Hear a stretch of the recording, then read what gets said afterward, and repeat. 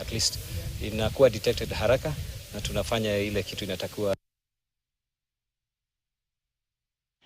Muungano wa wanafunzi wa vyuo vikuu vya Lamu wamejiunga na jamii kusafisha ufuo wa bahari na kupanda mikoko katika eneo la Mokowe, kaunti ya Lamu.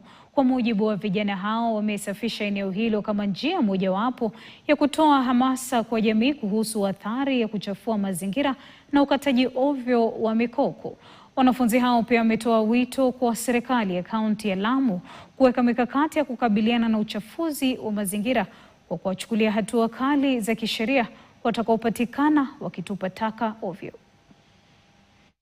Naona kama kongamano la wanafunzi wa chuo kikuu tuje hapa tuweze kusafisha, na pia hili ni wazo kwamba pia tuelimishe jamii yetu kwamba kama sisi wanafunzi tunaweza kusafisha, wao je, jamii wanaweza kufanya mambo makubwa zaidi ya haya. Tukiongea na jamii pia tuambie hatutaki kupata uchafu hapa. Hatusafishi peke yake, pia tunaongea na wao tukiambia tusitupe.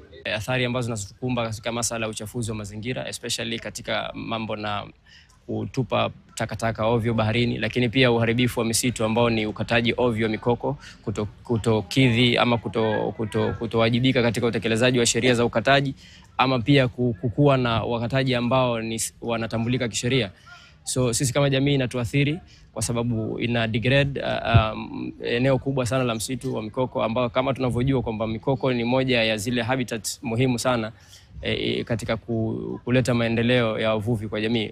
Kwa muda mrefu kumekuwa kuna depletion ya mmea huu wa mangrove ambao sana ni waasilia katika bahari zetu hizi za Hindi. Kwa hivyo ni jukumu letu sisi kutunza mazingira yetu na pia kuhakikisha tuna hewa safi na pia mazingira yetu safi ya bichi yanapendeza.